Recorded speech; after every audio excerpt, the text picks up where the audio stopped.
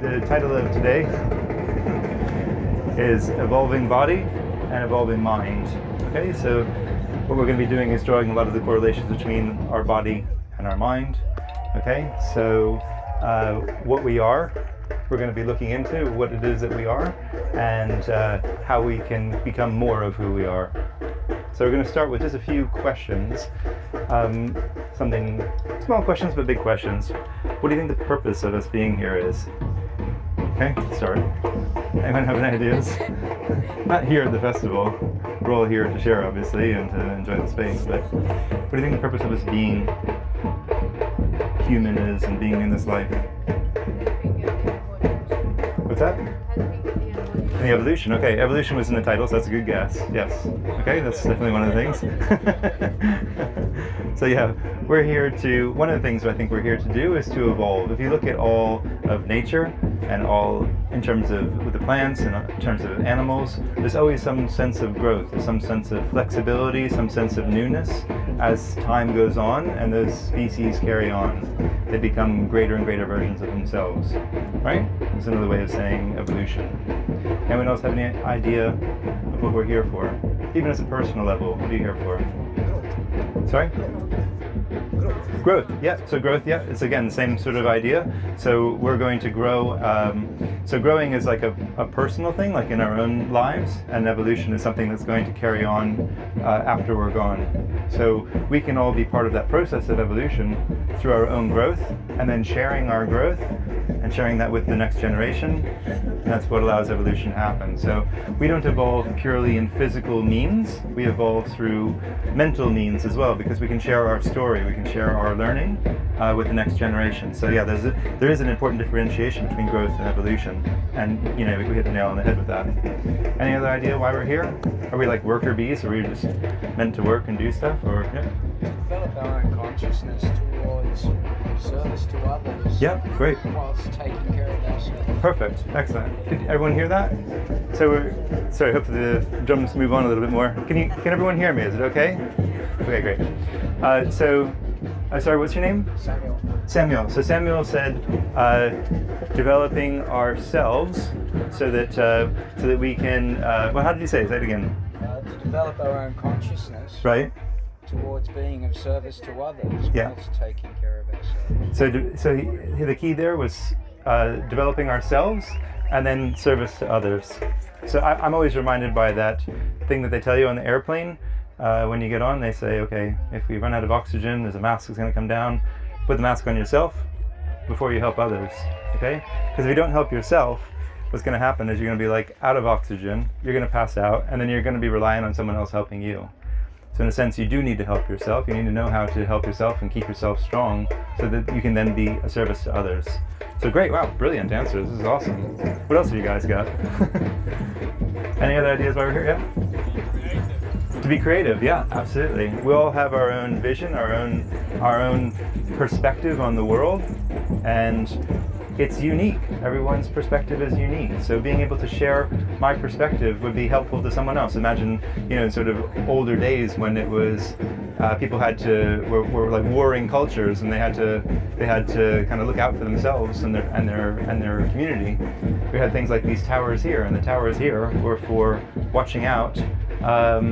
So that you could see someone else that was about to invade, and then you could communicate that with someone else. Okay, so it's all about everyone working together as a community to try for self-preservation. Okay, so that's an important aspect. Anyone have any other ideas?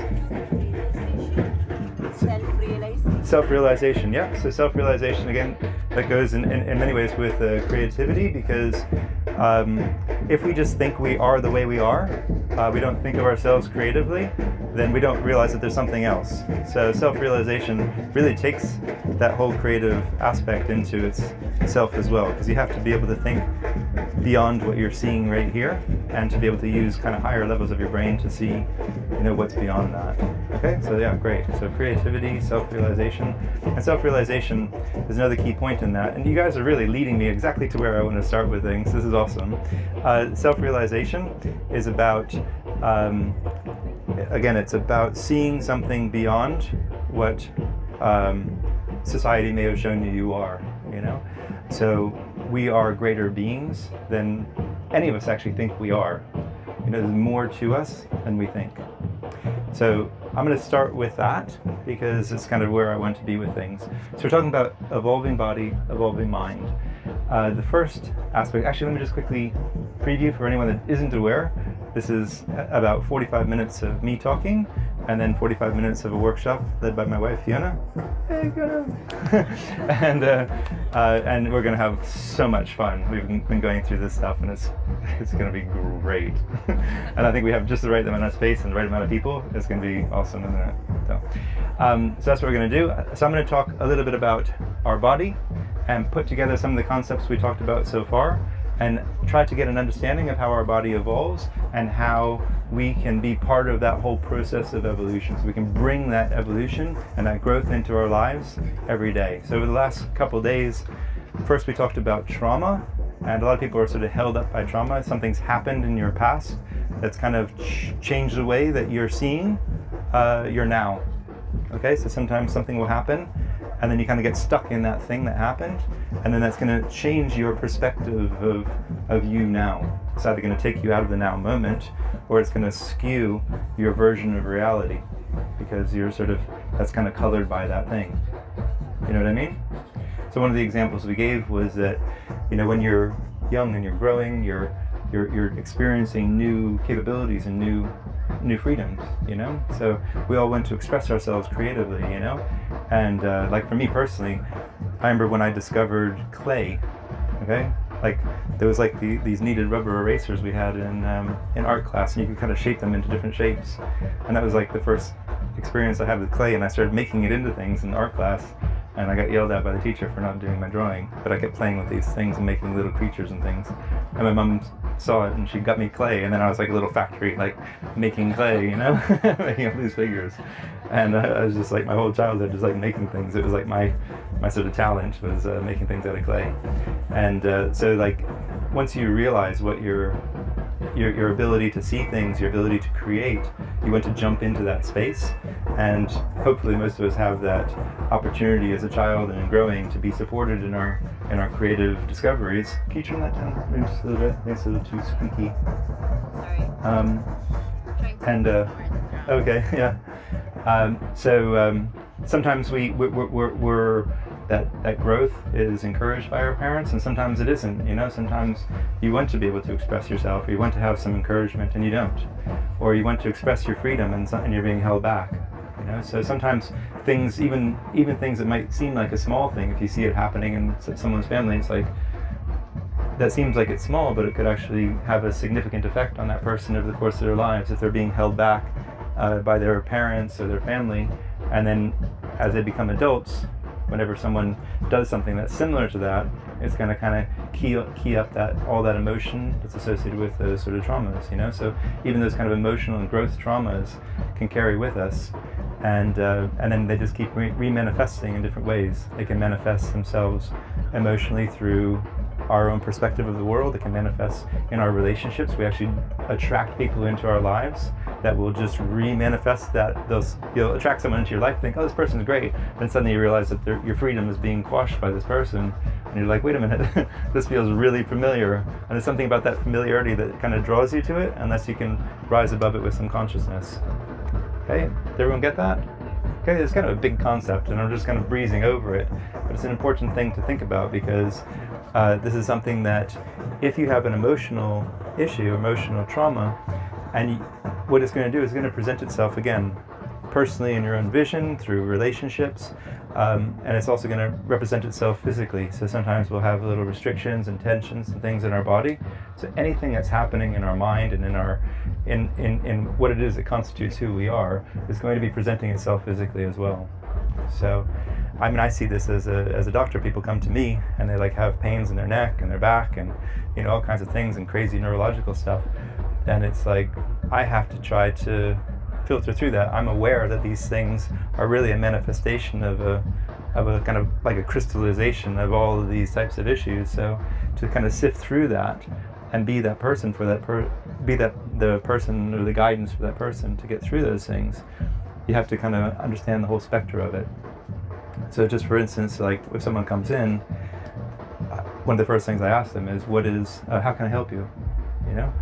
So that's a positive statement. How can I help you? Like, where do you want to be? And very often people will start by saying, oh, I have this pain in my shoulder. I say, oh, okay, you tell me about the pain, and what do you want? Do you not want to have that pain in your shoulder? Yeah, I don't want to have that pain. Okay, great. That's where we start then.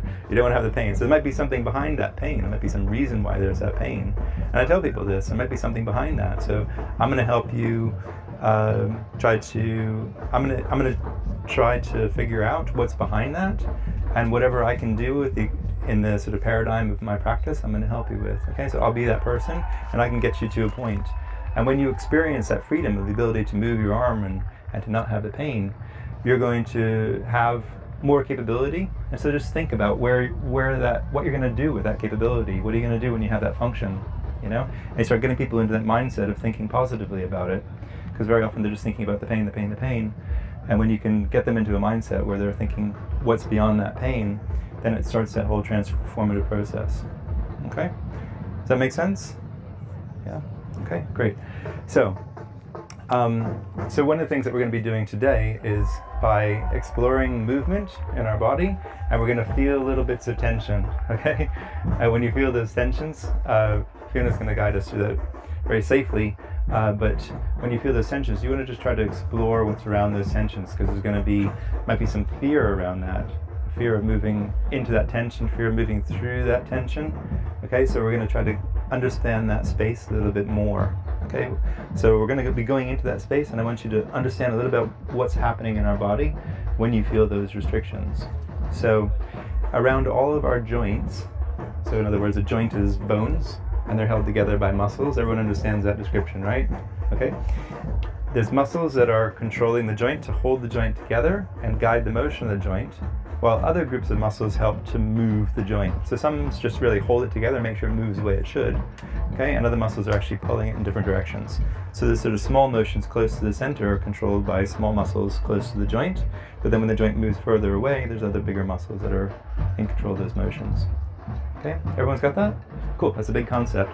So if any of the muscles around your joint end up out of balance, what it's going to do is going to change the way that joint is moving. So instead of moving in around a kind of central axis of rotation, that's the way we call it, instead of like tipping this way and rotating this way and bending forward and backward this way, wherever there's an imbalance, so if there's more tension on one side and less on the other side, that axis of rotation is going to shift towards where the tension is. Okay? So the joint will actually move in a weird way. So that's not great for the joint, because then the joint is eventually it's kind of rubbing, okay? It can irritate things. And also, if you were to try to move towards the tension, there's nothing really holding that joint together, because when one side gets tight, the other side gets switched off. So you might have one motion where you move and it feels like, whoa, it's not stable, okay? And then moving back towards the center, if there's muscles that are tight, that's going to keep you from getting back to the center. Does everyone understand that basic concept? So in one sense you have an instability, and in another sense you're going to have a restriction. So one of the key things that every joint really, really wants to do is to get back to the neutral position. Because neutral is super, super important. When we can find neutral, then we can be completely balanced. If you have some joints that are off this way and other joints that are off that way, your body's kind of doing these things where it's got little twists and bends in it, and it's trying to hold itself up straight. And you're like, okay, stand up straight. And the person's like, I am standing up straight. Well, sort of, your head's on top of your feet, but you're not that straight, So these little tiny imbalances, not only in our spine, but in other joints, are going to kind of bend us in different ways. And we don't really feel it until we try moving our body. So what we're going to be doing is some exercises to move our body, or going through an experience where we're moving our body, and you're going to feel these things. And so one of the things I want you to be focused on is what it feels like when you pass through that central motion. Okay, the center is super, super important. So if you find it, wow, you might feel your body, even when you're just sort of trying to sit still, that your body kind of gravitates over in one direction, to try to explore that. So all of this is an exploration of feeling where those tensions are. And I'm not trying to say that you need to go to a chiropractor like myself or some other doctor, or someone else has to do something to those muscles. The whole reason we're doing this is to give you guys tools so that you can do this on your own. Okay? Has anyone ever just put some music on and move to the music and just have some fun and boogie? Yeah? Everyone does that, right? I hope everyone does that. Most people, yes? Yeah, we got yeses over here? Good, okay? It's like the best thing you can do for yourself, okay? When you're moving, all of those motions are being sensed by sensors in our body. Our body, everywhere, there's sensors. Obviously, we have sensors in our skin when we're touching things, but the muscles have sensors that sense the length of the muscle and sense how much stretch there is in the muscle, so where it's moving. And also the joints have sensors that sense what the position of the joint is.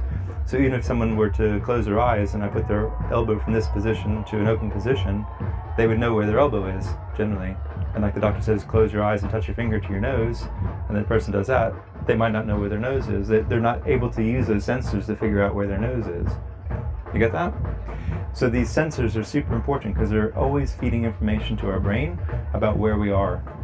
And when joints are out of balance like this, or there's muscle imbalances, that throws off your brain's whole sense of where you are.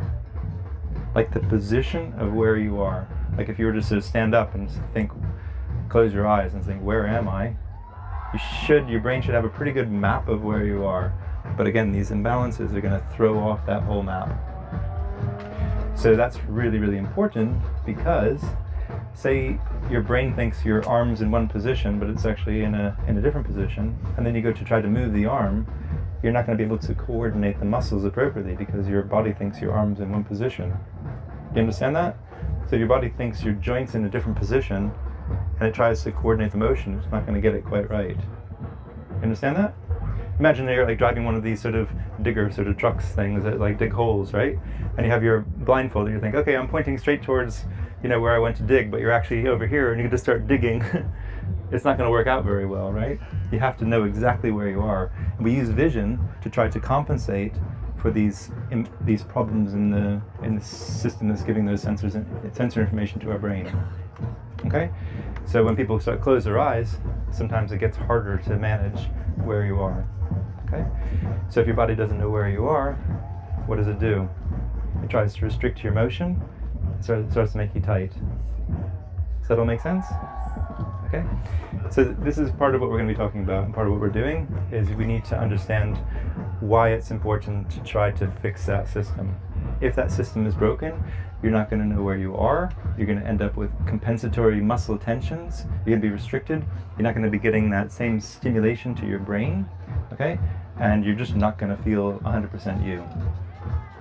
So these receptors not only tell you where you are, where your body is, but there's so much energy, so much stimulation from these receptors when your joints are moving that what it does is it actually activates higher levels of our brain. Okay? So there's different levels of the brain. We actually say the levels of the nervous system. That's the terminology we use.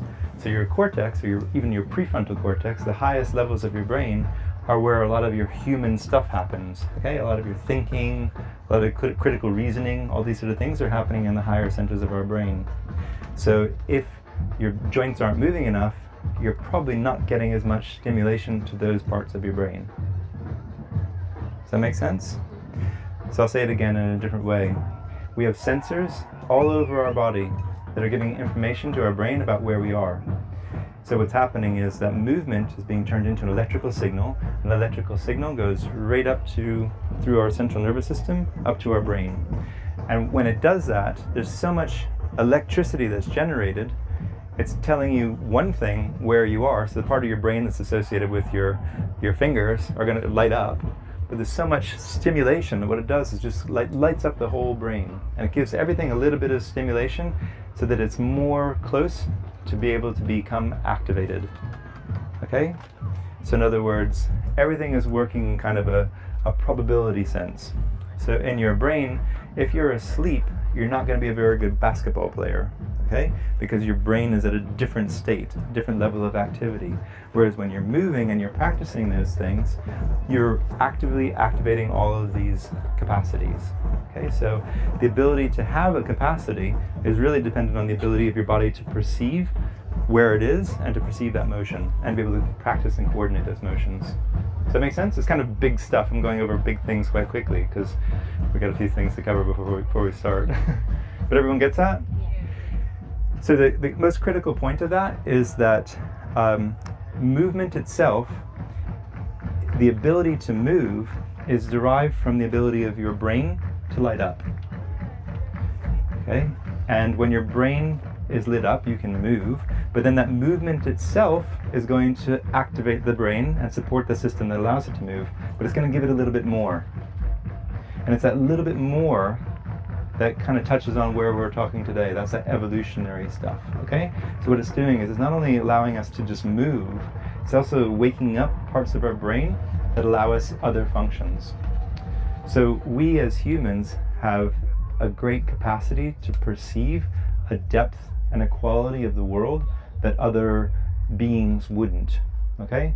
We could appreciate the fine taste of foods and drinks and things, okay? We can be creative, you know, we can use our higher capacities to perceive things and express ourselves in a way that other living things couldn't. So we like to think of ourselves as sort of the top of the chain on the planet, and in a sense, you know, we probably are, but there's other things at play, so it's going to get a little bit more fun in a second. So what I'm trying to say is that through this higher level of brain, there's other capacities that come into being. Has anyone ever read the book called Flatland? Flatland? Anyone ever read that? Anyone? Flatland? No one's ever read Flatland? No one's read Flatland? You read Flatland? Do you remember what it was about?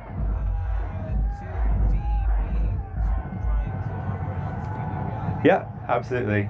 So my hair stands on. I'm thinking about it. It's so cool. The book's about these 2D objects. It's basically like little beings that are just living in 2 dimensions. So they're living in this flat land, right? And everything's just kind of a straight line moving around in this flat land. And then one day they get visited by another dimension, and it's a sphere. And the sphere forms this circle, and everything in flatland is a straight line. So the sphere starts to enter through the dimension of flatland, and the circle appears, and people are like, what is this? Because to them on flatland, it's still a line, okay? So they see a line, and he's trying to say, no, I'm not a line, I'm a circle, okay? But I'm not only a circle, I'm from another dimension, so as I enter and pass through your dimension, you're going to see me growing and getting longer as a line. But if you could rise above flatland, you'd see me as a circle. But if you could see beyond flatland into another dimension, you'd see me as I truly am, as a sphere. Do you get it? Pretty wicked, right? So this is an analogy of something. It's a beautiful book. You can read it just sitting on the toilet. It's not long at all. Well, depending on how long you're on the toilet. It depends if you had like a curry the night before. It might be maybe 2 sessions. So, but so it's a beautiful book that kind of brings to light the aspect that there are probably dimensions beyond what we can perceive. And I've been for years intrigued by this concept because I think that our brain is really a manifestation from that allows us to perceive other dimensions. Okay, so if we look at just a simple structure in the brain, inside our inner ear, we know we have our ear for hearing, but that ear, if you follow it back, there's actually another thing in there we call the inner ear, or the vestibular system, or the semicircular canals, are like these 3 little loops of tissue that have fluid in them, and when your head moves, the fluid is moving at a different rate than your head is. It's kind of the same principle as if you have a glass with ice cubes in it, and then you like turn the glass and the ice cubes stay in the same place. Seen that before, right? You're like, whoa, that's weird, right? Because there isn't any momentum to that fluid, and what happens is the glass actually moves around the fluid when you do that. And so our brain has developed an organ to perceive movement in relation to stillness. Okay, so the fluid has a relative stillness to it, and by creating the structure that can perceive that, you can sense the acceleration of your head. So as your head moves, and it speeds up, so as I go from here to there, what happens is my head accelerates to a maximum velocity, and then it decelerates and slows down over here. You get that? So every movement is composed of accelerations and decelerations. So I accelerate towards something and decelerate. Okay, and this little system in our inner ear is designed to sense acceleration and deceleration within this 3-dimensional world. Because there's 3 of these things oriented in ways that, because there's 3 of them, it allows us to experience the 3 dimensions. Maybe there's other dimensions. So in other words, our nervous system and our brain and our body has been designed to perceive a reality that we would not know existed if we didn't have that organ. you get it? That's kind of cool, right? But then, obviously, I'm not sure what you're thinking, but the next question I ask is like, what else is in there? Right? What other stuff is in this body that would allow me to see beyond? Maybe there's something that would allow me to see to another dimension, which I haven't woken up yet. I just don't know it exists. No one ever showed me it exists. No one ever said, hey, welcome to the next dimension. You know? So there's probably stuff in there. Okay, I have some ideas. Okay? And we're going to experience a little bit of that. Okay? There are other dimensions, if you want to call it dimensions. Okay? We're thinking of like physical dimensions, but there's other dimensions of our own consciousness. And that's really what I would get into. Does that sound like fun? You guys like this, right? Is this juicy, yummy stuff? Okay? All right, cool. So, one of the things that I think we want to just lay a little groundwork on is that we're not just physical beings, okay? We have emotions, we have a spirit. Our body, I feel, is like a conduit. What was that quote? Do you remember what it was? I saw today. The Einstein quote. I didn't write it down. It was a really beautiful quote by Einstein, and he's saying that basically that our body is a conduit of our spirit. So, you know, whatever it is that I am is beyond this body, okay? But it's just kind of expressing itself through this body, okay? We get that, right? So what we are is something more than just a physicalness, and when we can appreciate that there's levels and realms within us, we're emotional, energetic beings, okay? So what we're going to be doing is, in the workshop, we're going to be feeling things emotionally and physically. So we're going to be physically moving and being aware of our emotions as well. We understand what different types of movements do to our brain and our body. So I talked about this a little bit the last couple of days, and one of the key things is that, our body is always trying to find center, okay? Even if we're doing big movements, we always have to move the joints through center. So as we're moving, what's happening is our body is kind of moving in this specific way, and between one motion and the next motion, our body's going through a neutral point. Okay, so if I'm just going to walk from here to Claire, right? Claire, yeah. If I'm going to walk from Claire to Samuel. So if I'm walking from Stuart to Samuel, what's happening is I'm putting one leg in front of the other, okay? And my body is going to move in a way which is kind of this figure of eight. Imagine like your pelvis is moving like this figure of eight motion, and through that motion we're passing through a balance point. So we go from one foot through a balance point and then onto the other foot, okay? So our body's kind of going like this, sort of zigzagging like that. If you watch someone, their body sort of zigzags like that. Their pelvis sort of rotates like this. There's all these motions that are all happening. But one of the most consistent motions that you can see is this kind of figure of eight pattern. So, you know, your hips would sort of roll forward, okay? And then you're going to step onto the other leg, and it's going to roll the other way, okay? So you have this rotating motion. So that figure of eight motion is really, really important. This is a mental image I want you to hold in your head through the workshop. This figure of eight motion is really, really important because that has the greatest capacity to stimulate your body. If you are not moving through that central axis of rotation, you are not going to be able to move. So in other words, if your joint is out of balance, then it's going to be hard to get through neutral. So rather than moving exactly through, so say this is your center axis, and you're normally moving through that central axis of rotation, but there's muscles that are pulling the joint to the side, what will happen is the joint will kind of move past that central axis, and you'll be a little bit off in that joint. Then other joints are going to have to compensate to try to have an overall balance in your body, okay? So we need to have balance in our body, but it just depends on how compromised we are, or how much compensation we have. So be aware of that figure of eight, okay? And we're going to explore some of that motion. And I want you to feel how your body crosses through that central axis, okay? This is really, really important. Now, two other points on that is that when you have big motions like walking, those big motions, those big figure of eight motions are creating a lot of stimulation, but stimulation to the parts of your body that have to do with, stimulation to the parts of your brain that have to do with your body, okay?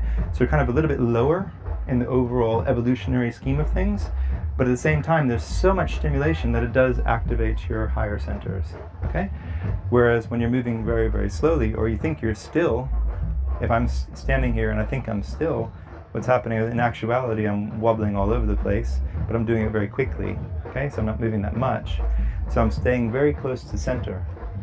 So when you're staying close to center, you're not moving off that central axis very much. And there's a huge number, like the receptors close to center are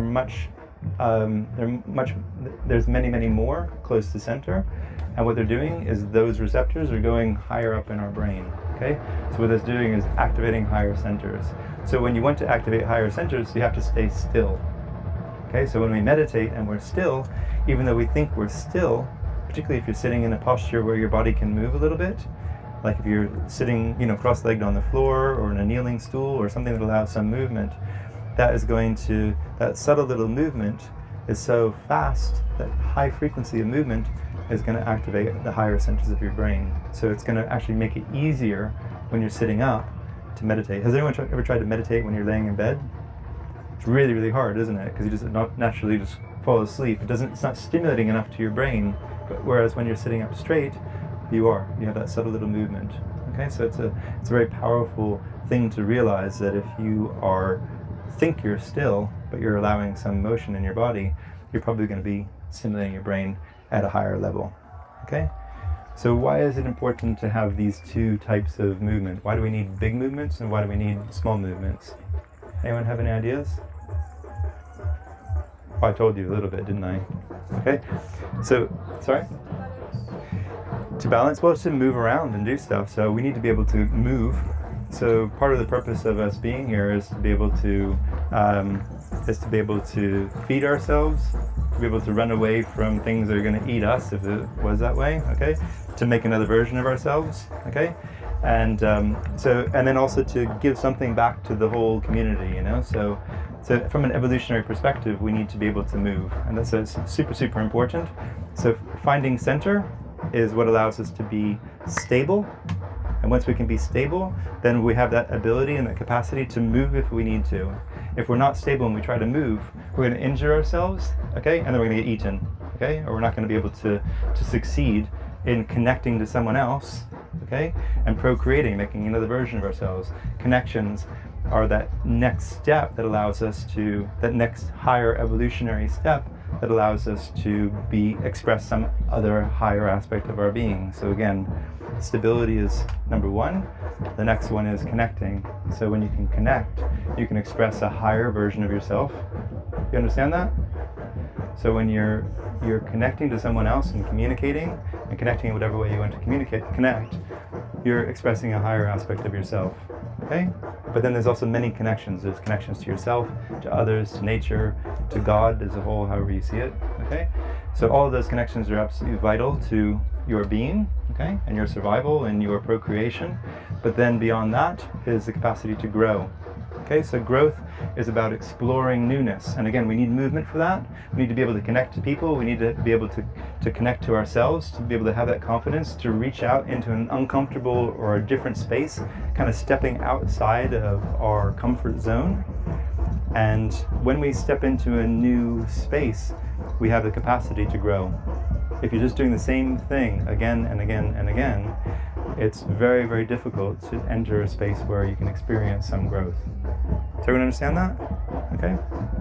So, all of these things happen naturally within us. So, we don't really need, as long as we have nutrition, and we have the capacity to absorb nutrients and to rid ourselves of toxins, okay, and we have the capacity to move, those are the basic elements we need just to survive. If we can fulfill those basic needs, then we can continue on with other growth needs. So stepping out of our comfort zone is one, and then getting back to what I was saying before was all of these things are natural in our body. Our body is designed to support itself and designed to create the potential to evolve and to grow within and of itself. And really what I'm saying is you don't need anything else. As long as you have nutrition, you don't need to take alcohol or drugs or anything else. All of the capacities that are within you naturally. So I know there's a lot of people experimenting with things, no judgment on that, but I'm saying as well that you don't need that, okay? Everything that is possible for you at a high level is completely capable of doing so, completely naturally, okay? What it takes is time to give to yourself, some reflection. We talked about last night. A lot of people are just playing with their phones and stuff, and I'm not looking at you, but I am looking at you. And you're not in this space, right? You're not aware of everything that's being said. Yeah, okay, no, it's okay. No, not you, him. Anyway, if you're completely immersed in a space and you allow yourself some time for reflection, then you can grow at your maximum rate. You have to be able to have that time, because life is like a lot of little different pieces of a puzzle. Unless we give ourselves those moments to just kind of sit with it and put those pieces together, then it doesn't really come together. We know that dreaming has some of that capacity for us. So when we're dreaming, a dream is kind of a rewind of all of the things that happened in that day, all mixed together in like this big sort of pot with our fears and our worries and all those things. Everything gets mixed into a pot and just kind of presented to us on the screen, and we're trying to rest and relax and ready for the next day, and we wake up, we're like, all that stuff. I don't want to see that anymore. But if we gave ourselves some time and some opportunity to have that reflection, then I think a lot of that stuff can boil out of us. So meditation is a great tool for that, because it can kind of clear your mind. And then with that mental clarity, you're really freeing up like disk space, if you have too many programs open on your computer, it doesn't work very well. If you can close some of those programs and you have all the attention on the computer on one thing, then that's really helpful. Meditation works like that. So you kind of close a bunch of apps, and then you give yourself a little bit of time after meditation just for reflection, and then you just really feel, wow, like all these things just naturally start coming together. Anyone have those sort of experiences where you're just sort of in a calm, chilled out space, and like suddenly like parts of life just start making sense, You're like, whoa, You don't get that by playing on Facebook, I use Facebook, no problem. I mean, there's a time and a place, but you have to think how much of your day and your experience and your life do you want to give to kind of this billboard that's of whatever everyone else wants to show you, give that time to yourself, honor yourself. It's about self-respect, okay? And knowing where you are, not only physically but emotionally as well.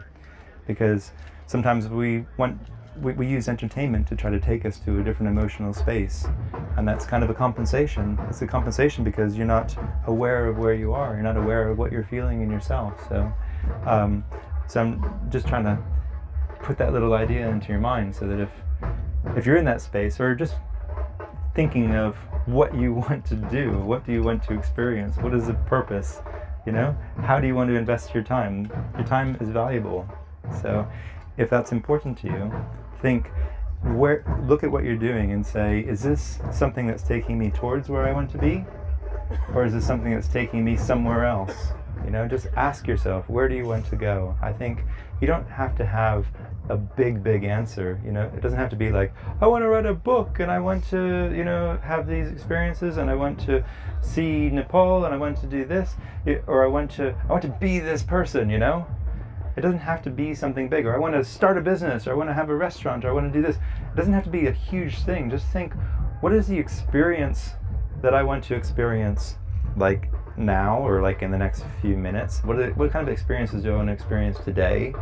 Maybe you can think, what kind of experiences would I like to experience sometime in the next few weeks or even few months? What experiences are important to me? What experiences would I like to have every day? Just put a little bit of thought into what those things are that you feel are going to make you feel like you're moving in some direction. If we don't give ourselves that self-reflection time and say, where do I want to be? What do I want to experience?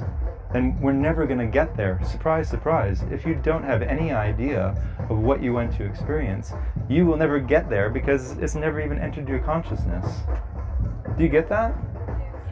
So we call that in neurology and in functional terms, we call that a vector, It's like, what direction are you heading in? Okay, and that could be something that could be an intellectual thought. You could fill that space with words, or you could fill that space with feelings.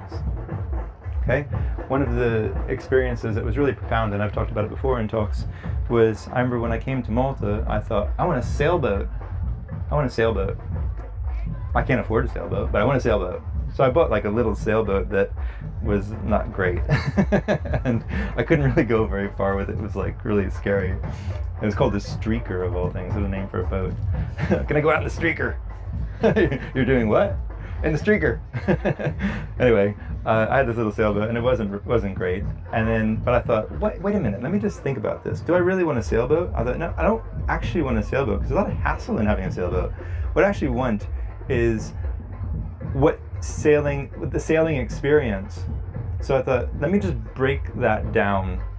What is the sailing experience to me? Sailing experience is like being away from the land, feeling the movement of the sea, feeling that gentle movement of the sea, feeling the wind in my face and my hair. It's like, oh, it feels so nice, and feeling that connection to nature, because you pull in that sail and it's like you feel the boat just accelerate, you feel yourself moving, you're going somewhere. You're not in a hurry, but you're moving somewhere, and you're with friends, and there's the sound of the sea and the smells. It's like everything about that. When I put broke all that experience down into all of these sensations and all of these qualities, and I really embodied it, it was much easier to feel what that felt like. And then I started focusing on it, because I was so intrigued by this feeling. I'm like, oh wow, it just felt great just to have that feeling. It felt like it was almost enough. And then I swear, within about a week, I was at a party with some friends, introduced to this. I saw this guy I had just met, and he said, "Oh, hey Russ, I bought a sailboat, so we're gonna go sailing." And I said, "I bought a sailboat." I said, "I didn't know you knew how to sail." He said, "I don't. You're gonna teach me." So I said, "Great, that's awesome." So we went sailing a lot. The first year, I think we sailed something 80 some odd days in 1 year, which is a lot. It's more than once a week, right? So I got a lot of sailing experience, and that whole energy that I craved, that felt like it really built me up. I had invested my own attention to, and my own personal time, my own reflection time, to those feelings and experiences that I knew were going to build me up. And by doing so, I was actually generating a sort of energy around me, which was drawing those things to me. Has anyone ever heard of Esther Hicks? Esther Hicks, yeah? Lots of people. Anyone over here? Esther Hicks? Great stuff. We just saw Esther in London a few weeks ago. And, oh no, Amsterdam. Yeah, Amsterdam. And so she talks about this. She says, put it into your vortex, put it into kind of your energy field, and that vortex just kind of draws everything to you. So, but it works in both ways. If you spend a lot of your mental energy thinking about the things that you don't want, and you have those self-reflection times, and you're like, oh, this sucks, my job's boring, and I don't get paid enough, and I don't have money to go on holiday, and I don't have a partner, and you focus on all these things that you don't want. That's what you start bringing more of to you, because you're investing your energy to that, and it literally works like a magnet and draws it towards you. So rather than focusing on those things you don't want, let's turn it all into a positive message and say, what are the things I do want? And think about a relationship. I was talking to someone the other day about relationships, and they said, oh, I don't want to get too obsessed about relationships, but I want these things in my life. And I'm like, well, focus on the things not just having that partner, but what the experience of being with that partner feels like. What does that feel like? What does it feel like to be with a partner? What are you doing? You just hanging out, or you're frolicking through fields and with flowers in your hair? What is it? Is it like that every day? Really, what does it mean to you? Just break that down into those experiences. You want to have time to check in and to talk to each other, to express how you're feeling, to be able to be heard, to be able to hear your partner's wants, needs, and desires, and to be able to participate in that process of helping them achieve their wants, needs, and desires, right? And so you can be on the same page and you can grow together. You know, these are the sort of things. If you break it down, this is what we want. You want high quality experiences of exploration and discovery and creativity, co-creating, you know. These are all the things that we want in relationships. That's the things I want in relationships. Okay? And we actively work towards that. So when you can put that kind of positive message into your mind, then what you're doing is your higher centers are actually creating this field, this energy, and this is really what I wanted to say, is that's the other dimension. The other dimension is the things that you can't see, but we have that capacity to draw these things to us. So if I say, we're all in flatland right now, and if you want to move beyond flatland, what you need to do is give yourself that personal time. We all have that capacity. We all do that naturally, but if we don't invest in it, if we don't give something to that energy and create in that world, then we're not going to extend to that capacity, to that dimension of our own being. And that dimension of our being is one that is creative, one that's evolutionary, one that can grow beyond what you think you are and have right now. Is that cool? Yeah. Can I get an oh yeah? Yeah, okay, great. Super. Okay, thanks for that. What we're gonna do is we're gonna feel that now.